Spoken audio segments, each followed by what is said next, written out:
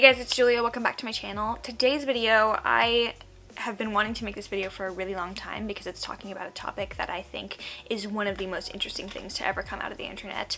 Parasocial relationships. Basically, these are, I guess, like one-sided relationships that develop where one person does not know that the other in the relationship exists. So think of a YouTuber and a subscriber, or to a lesser degree, a celebrity and their fan. These have been studied for a long time, but I think that the age of social media has given them a new life and a new way of operating. So this video and the discussion inside of it mostly are going to be from my perspective, from like the creator side of things as an influencer. I hate that word so much.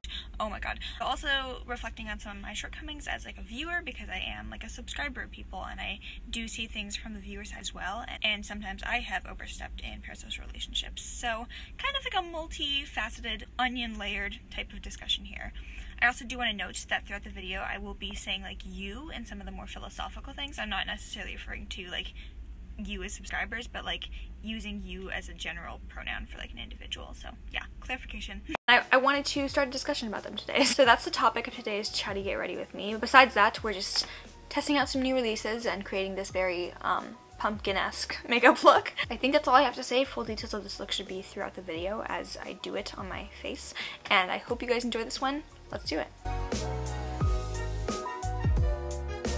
Alright, I'm just going to do some real quick skin prep. I feel like I'm actually doing pretty good in terms of like the evenness of my skin. I do have a couple inflammation spots right here and here just because I had extractions done, so they're still a little bit red and trying to be calmed down and soothed. But like no active breakouts, so I feel like it's a good day to test a new foundation, which we're doing. I've already done all my active ingredients. I'm just going to go in with the new 4th Ray Beauty, the Daily Facial Moisturizer, and the Daily Eye Cream as well. This is ColourPop / FRB's like attempt at just a very bare bones basic collection, which I think is very much needed, especially if you're marketing towards teenagers. I think having these types of like core products in your collection where it's just delivering like moisturization and no like fancy frills is sometimes very necessary, especially if you do like tend to overdo it with ingredients. I think being able to step back and like bring it back to basics when your skin needs that is really good. This and the eye cream both have squalane in them as well, which is one of my favorite ingredients for dry skin. I'm just taking this up around my orbital bone. I've been recently incorporating eye creams into my morning skincare routine right before I do makeup, and I feel like it's been helping my concealer look a lot less cakey recently.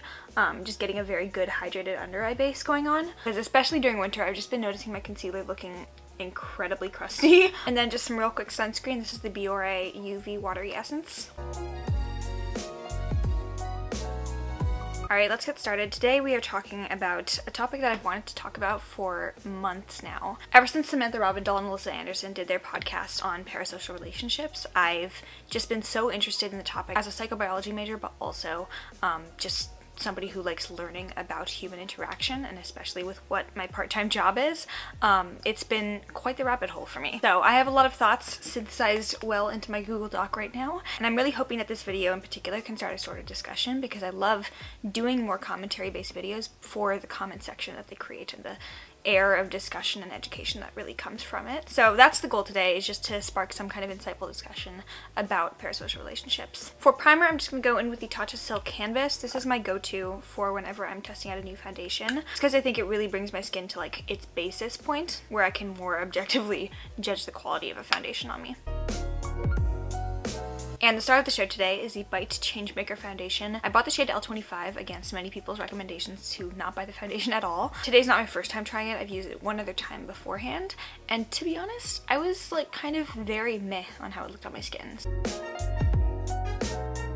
But I tried it with like an entirely different primer, so I'm hoping that today we will see some nice results. So to get started on our discussion, I want to start talking about the nature of online friendships in the first place. Recently in a like YouTuber Q&A video, which is one of my favorite videos I've done on my channel ever, I answered a question that was something like, do you see your subscribers as friends? Next question is, do you actually see your subscribers and online friends as friends when you haven't met most of them? I would say I err more to the side of no. For the record, I did answer no to that question, but I gave like a whole explanation, so hear me out on it. But it got me thinking about just the nature of online friendships in general and how this new age of communication and social media media has affected interpersonal relationships. First, I do want to preface this by saying this video is not going to be one bashing like social media. The fact that media and technology have allowed people to create relationships, whether they're genuine friendships or not, I think is amazing. And this is not going to be a boomeristic video of me criticizing social media as something that ruins people's lives. I am also going to be focusing mostly on YouTube just because that is my wheelhouse and that's what I'm like versed in terms of personal experience. But I understand that like these types of parasocial relationships can get even closer and even more dire in cases where the media brings you even closer. So for example, like Twitch and Tumblr have had stories of even more alarming levels of parasocial relationships, and I think those are just interesting case studies to look at in general because the medium that you're posting on allows you to be closer with the viewers. But today's discussion is mostly going to be about YouTube just because that's what I know and that's what I love. And when I started watching YouTube in 2016, I think I went into it knowing fully well that Carly Bible is not my friend. Some of the first people I started watching on YouTube in the beauty space were Kathleen Lights, Carly Bible, Jaclyn Hill at the time was like really big and actually making videos, so that was something. Nikki Tutorials as well, just these very big personality-based YouTubers with a very large following, so I definitely wasn't like their only subscriber cheering them on from the sidelines, but they were personality-based, and that's like one of the key things in their channel is that yes, they do talk about beauty, but a lot of their channel is focused on who they are as a person. Those types of YouTubers are personally my favorite type of people to watch because I like watching people who I feel a personal connection to. I find that I enjoy people's videos more when I am getting like substantive information about certain beauty products, but I'm also getting parts of them. I don't want to be watching somebody without a personality. And I hope I am that person for some people. I hope what brings you back to my channel isn't just the reviewing of makeup products because those are transient and those are temporary. I want the core of my channel to be me, something that's not disposable. And that is what I'm working towards, but I also think it's a double-edged sword because as much as the best channels revolve around personalities and not just products, you don't really see just like pure product reviewers getting these types of kind of dangerous parasocial relationships in their viewership. Side note before I continue, this is the foundation fully blended out and I think it looks really pretty. I actually like it a lot more than I did like 2 days ago. I think it's just a really nice skin-like foundation. Definitely medium coverage. I still see a little bit of my hyperpigmentation peeking through here on my cheek and then here on my chin a little bit, but that's nothing concealer can't fix. So I'm going in with the Cover FX Power Play. Actually, no. I'm going to go in with the new AOA Studio Liquid Concealer from the Pawpaw line. These are $1.55 each, and I think the 55 cents goes to charity, which is awesome. But obviously, I love my AOA sponges, and I have enjoyed quite a few different AOA Studio makeup releases, so I'm interested to see how this works out. Okay, I don't love the squeezy tube thing. I feel like I squeezed out way too much of this concealer, so let's just do our best. So as I was saying, the just very nature of personality-based channels, which I think are the best types of channels, allow you into certain snippets of their life. They share parts of their life with you. Usually it's the best parts of their life. It's an idealized picture that you're seeing on social media, whether it's YouTube or Instagram. People are posting like the highlights. And the danger of that is that because you only see a certain part of the picture, you're naturally just going to fill in whatever you don't get. So it leads you to fill in the gaps of what you don't see by making assumptions about that person's life. And of course I'm guilty in this, just like every other YouTube viewer is probably. I think some of these assumptions are perfectly valid. It's easy to like look at Nikki Tutorials, for example, just look at her wrists that are iced out and assume she makes decent money. That's a pretty valid assumption with the evidence that you're given. But you don't see this as much with like celebrities, real, actual like Hollywood type celebrities, because there's not that level of openness and there's not that level of personal relationships staked within the influencer to audience relationship. When I make videos, I'm speaking directly to you. Yes, I am currently alone in my upstairs hallway in a library turned beauty vanity room speaking to a Canon camera with a mic attached to it and a ring light attached to my window because this is a ratchet production over here.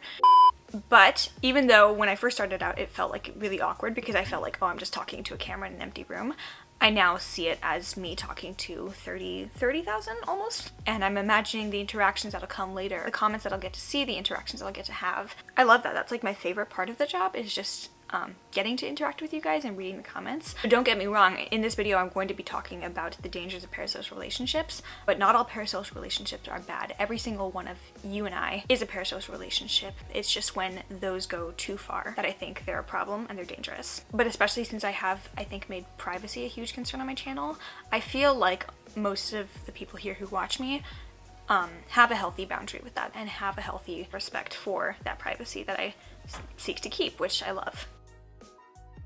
I just took a quick pause because my sister needed to shower, but I did my brows in the meantime because who wants to see me do my brows? Absolutely no one. And now we're just going to continue. So as I was saying, sharing those parts of your life and being more open brings people into your world in a way, and I think that's amazing. I think the world building of YouTube is just a wonderful innovation and allows people to connect even more as humans. Using the Charlotte Tilbury Film Star Bronzing Glow for my contour. Sorry, Hannah. But on the converse, once you've overshared already, it's harder then to like pull back and decide, no, actually I want to keep things private. Because once you've already taken that step and shared a certain amount, people will feel like they're entitled to everything. And the biggest example I can bring up for this is YouTuber relationships and breakups in particular. In my time of watching YouTube, I've witnessed many a YouTuber couple breakup. A lot of the time, their image is predicated on them being a couple. And as I said earlier, when you're posting online, you're posting the highlights, you're posting the best parts, you're not posting the petty fights, you're not posting the times that you make each other miserable. So as a result, when two YouTubers as a couple announce that they are breaking up with each other, it comes out of nowhere for a lot of viewers because the viewers weren't seeing the day-to-day. They weren't seeing the bottom part of the iceberg. They were just seeing that top 10%, the highlights reel. And I think these cases are so interesting to look at because I've seen genuine rage from online audiences when their favorite people break up. Because to a certain degree, you feel like you're owed an explanation. In your eyes, through the parasocial relationship, you were the third person in that relationship. And suddenly it's gone and it's almost like you were broken up with too. Again, I don't feel like it happens as often with celebrities because like when a celebrity couple breaks up, sometimes I will be shocked, but I always like end up getting over it because I wasn't seeing the parts of their life. I wasn't seeing most of their relationship on the level that you see people who like have a daily vlog channel with their partner. When Liza Koshy and David Dobrik broke up, the only way I can describe some of the emotions I saw being exhibited from fans was rage. Just like a genuine lack of understanding and empathy because they had been broken up for a while and they'd been keeping it a secret, and a lot of people were really angry and felt like they had been lied to for months. What's craziest to me is that this is not how the people who are reacting this way online would react in real life to a situation like that. There's a certain element and certain mannerisms that are taken out of your actions online once you log on because of the nature of the online relationship. We were having a discussion on my Twitter recently. Twitter is where all the fun things happen, honestly. But a discussion we recently had was about online comments and how people will say things in comment sections that they would never ever dream of saying in real life. Somebody summed it up so succinctly. People get into the YouTube comment section and suddenly just don't know how to act. And it made me laugh, but to a certain degree, I think it's true. There's a certain level of anonymity conferred by the comment section and the like veil of online interaction that pushes people to do things that they wouldn't do in real life, in a real life interaction. Gonna go into the Marc Jacobs Coconut Bronzer.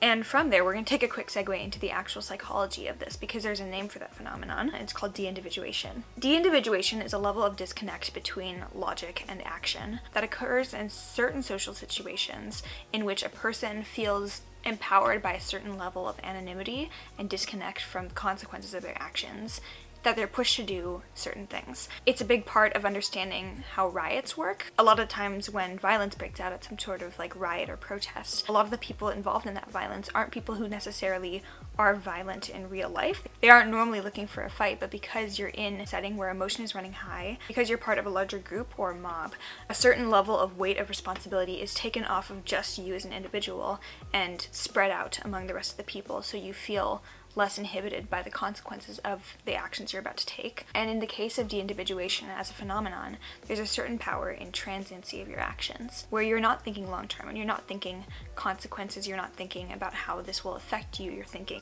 in the moment, on paper or concrete in front of you. What are you gonna do? When you think about it like that, it explains why a lot of people do a lot of other things that they wouldn't necessarily do on their own when they're in the presence of other people. I think it's really interesting. There are actual studies, and just from my anecdotal evidence, I can confirm that this is definitely true, that people are so much more likely to share their negative opinion of something if they see somebody else sharing their negative opinion. So, for example, if someone wants to criticize a certain part of a video of mine, which is perfectly valid, I love me some good constructive criticism, I just don't like being called ugly online. For example, if I had like a weird patch of audio in my video, people are much more likely to comment on it if they've seen other people in the comment section commenting on it. I've also seen it on the platforms of other people where it suddenly seems like the tides turn so quickly on them and people are suddenly all against them. Just the drop of the hat. I think we saw it a lot with James Charles last year, where people were annoyed with him, but then it took one thing happening and one person commenting on it for everybody to turn against him. Whether that turning against was justified or not, I'm not going to say because it's not relevant to this discussion, but that's an example of de-individuation taking place in a social media context that I think is just really interesting to study and understand when it happens. I'm talking too much and not doing enough makeup, so I'm going to grab my blush. This is the Tarte Party Amazonian Clay 12 Hour Blush, and I'm trying to finish this up. I've really been going heavy. I've really been going like TikTok level heavy on the blush lately. Doing my cheeks, obviously, sweeping a tiny bit across the bridge of my nose, a little bit on my chin and across my forehead as well, just the tiniest amount, because those are the parts of the face where like the sun would naturally hit and redness would naturally hit if you were like tanning. And then for highlighter, I'm going in with Ray Rider from Kaleidos. Just a basic champagne shade. So these psychological concepts in action are really interesting to look at because on the internet, actions, small actions, can seem so much more major when there's a power imbalance or some kind of communication barrier that creates a stratification of a sense. So in many videos, I use Samantha Robindahl as an example because Samantha Robindahl is probably my favorite beauty YouTuber. Samantha actually follows me on Twitter. That was a huge moment for me because I was freaking out because I like missed the day that she actually followed me on Twitter. I only found out like after the fact, couple weeks later. So I was freaking out over this thing, but it was probably such a small part of her day that I was literally having like a mental crisis over. And that's the thing, Samantha Robindahl replying to my comment might be like a huge thing in my day, but is very likely like a tiny thing, a minuscule part of hers. And that is not to say that I think that influencers shouldn't interact with their viewers. That's absolutely not what I mean. That's absolutely what makes social media special, is the ability to interact with people and create an audience and have discussions like this. What I'm more so referring to is the way that these interactions can get misconstrued really quickly. And it goes both ways. Obviously, me putting a heart on somebody's comment could lead someone to misinterpret that as me saying, I'm your best friend now. And then on the flip side, influencers can sometimes capitalize on these parasocial relationships and use their subscribers as a manipulation tool. So what I think of very recently, Gabby Hanna, in the whole Jessie Smile situation, she was basically messaging a mutual subscriber and using her relationship with that subscriber and the power imbalance between them to manipulate that person into doing her bidding. And obviously didn't work, monstrous thing to do, but she was banking on the power of that parasocial relationship to get what she wanted. That does bring me into another thing that I might actually want to do its own dedicated Get Ready With Me about if you are interested in seeing it, but YouTubers as manipulators. To a certain degree, I think that part of being a YouTuber and having an audience is manipulating in a sense. So if you want me to talk about that, I have a lot of examples. So if you want to see a Get Ready With Me about talking about like what is manipulation, does YouTube count as manipulation, etc., let me know. But let me jump into the rest of my face real quick. I'm actually doing a very simple one shade eye look for today, and I'm actually not doing eyeshadow. Shocker. Because I do have lash extensions in right now and I think they look really pretty, but I also wanted to experiment with the Melt Cultura liner, so we're doing an all over monochromatic blown out pumpkin spiced whatever this color is. It's amazing shade.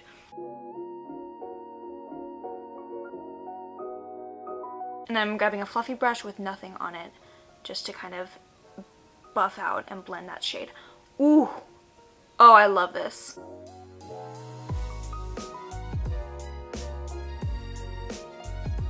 So from here, I want to just quickly talk about my one experience with a stalker situation that I hope will never happen again. Last year, I had a subscriber try to find me in real life. Basically, this person had been just doing normal subscriber things, interacting with my posts, commenting on every video, sometimes DMing me on Instagram. Granted, I don't really answer Instagram DMs very often just because of the sheer volume of them. Like, these are, for the most part, normal things. Like, commenting on every post doesn't freak me out and shouldn't freak me out because it's a normal thing and I really appreciate that. It started to escalate really quickly in late summer, especially after my surgery video. This person started messaging me really intimate details about their mental health, basically expecting me to act as a therapist and give them advice. This person was younger than me, a sophomore in high school, I believe. And obviously I don't feel comfortable doing that, but it also, being put in that type of situation, it can be very triggering for me because it brings me back to a place where I was struggling and I can't be put in that type of situation, if that makes sense. The line was crossed when this person decided to start messaging me about self-harm, and basically every time they were self-harming, they would message me almost daily saying, I had an urge today but I didn't do it, or I did today. It was terrifying for me, and that was the line. I had to, for my own mental health, block them. That crosses the line. I also contacted Instagram to make sure that there was some kind of like wellness check or some way to check up on them and make sure that they were okay. So this was in like late summer. I thought it was pretty much over. And then in September, I moved out of my house and moved up to Los Angeles to live on campus. Really quick, I'm just gonna grab the shade here called Realgar in the Modern Renaissance palette and just do a little bit of like a smoky orange liner with this. At this point, I'd kind of forgotten about the whole situation. I hadn't really gotten any updates from like Instagram regarding this person's safety, but I thought that all was well and I didn't really see any like red flags that I could have caught, because for days after the entire situation unfolded, I was just thinking like, what could I have done? What more could I have done to protect myself in this situation? And I don't think there was anything. One day I got a message on Instagram from a new account that had just been made. It was obviously the same person who had made a new account. And I opened it and it was like a scene out of a horror movie. I fucking dropped my phone because it said, "I'm on campus, I'm outside your building." I was freaking out because I had been very, very careful making sure I didn't disclose in any way like what my building in particular was. There are like 8 or something residence halls on campus and I never ever specified which one I was in, but I was like able to control my emotions for a second. I called campus police. They didn't really give me the details of what happened afterwards, but within an hour I was told that I was safe and everything was all clear. But basically this person lived in the Los Angeles area, which I had somehow forgotten, thought that they had like hurt my feelings or offended me because I'd blocked them, and decided to come to campus to try and talk to me and get me to unblock them on Instagram. I was just most concerned with how did they find out where I lived. I love meeting subscribers. At this point I think I've met like 3 subscribers in real life, which is not that many, but I love like putting the names to faces and seeing you guys. It's just a wonderful experience every time. This isn't that. This isn't meeting your subscriber. This is showing up to someone's house. This is showing up to someone's place of living and violating their privacy. James Charles has had it done to him, and I just think this is one of the ugliest underbellies of parasocial relationships as a whole. Anyways, that is the eye look. I'm just gonna do lips really quickly and then we're pretty much done. So in light of that situation and just all the thoughts I've been having about parasocial relationships in general, I've been thinking about how I can be better about protecting myself. Because I don't want this video to be taken out of context and people thinking like, oh, she hates you guys. I love my subscribers so much. You guys have given me everything. You guys have given me a platform, a voice, for the first time in my life, a sustainable income, acceptance when I needed it most. And I think for the vast majority of the people here, you guys have a healthy outlook on what is a real relationship and how to maintain those boundaries. And I've been towing that line as well with the people that I follow, just making sure I'm not expecting too much out of somebody to like come back immediately after their honeymoon and start posting again, or to share things about a breakup or their mental health when I'm not entitled to that information by any means. Again, example with Samantha Robindahl, I really love her videos where she talks about her mental health because I struggle just like her, and hearing her stories and hearing how she deals with things helps me a lot. But I can't get mad when she doesn't make those videos because I'm not entitled to that information by any means. Whatever she chooses to share with me as her audience member, I'm grateful for. But whatever she decides she wants to keep private for herself, I have to respect that too. That is the healthy medium, and that is the balance that I think needs to be established more on YouTube and on social media. I've started, if I'm like in a public setting, posting my Instagram stories on a delay. So I'll rarely ever post like, I'm at this place until I've already left that place. And then finally just doing introspection on my own and working to understand my own influence and how to best use my platform, I guess, responsibly. I have a question for you guys that I want to ask. Is it okay to put a hater on blast? If I get a hate comment from somebody, sometimes like share it on Twitter because sometimes I think they're really funny. Usually I leave the username on the comment just because it's public information. It was posted on a public forum. You can easily find it by going onto the video in the first place because I don't really delete comments like that usually. For the most part, it's a good way for me to deal with things because I'm able to like have a laugh about it when it normally would have hurt my feelings. But I've seen bigger YouTubers doing the same thing, calling out hate comments online and getting criticized for that because they have a certain level of influence, and like by leaving that person's username up, it can be argued that you're basically inciting your subscribers and your followers to go harass them for what they said to you. So what I wanted to ask you guys is it okay to put haters on blast because they posted something in a public place? If yes or no, how big does your audience have to be for it to stop being okay? Or is it not okay ever? Personally, I believe that if you comment something on a public place, those are your words and you get to own them. So I don't really see a problem with it, but I want to know what you guys think. And am I done with my makeup?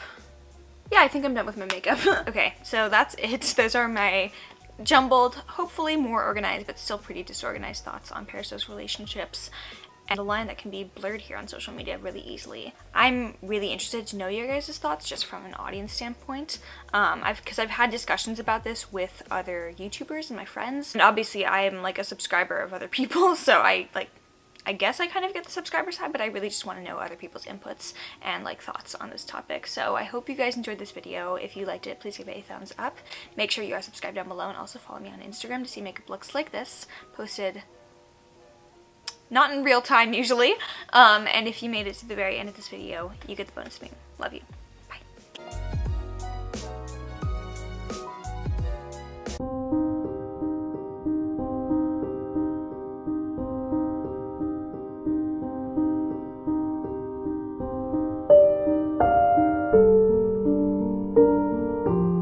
The Fitness Gram Pacer test is a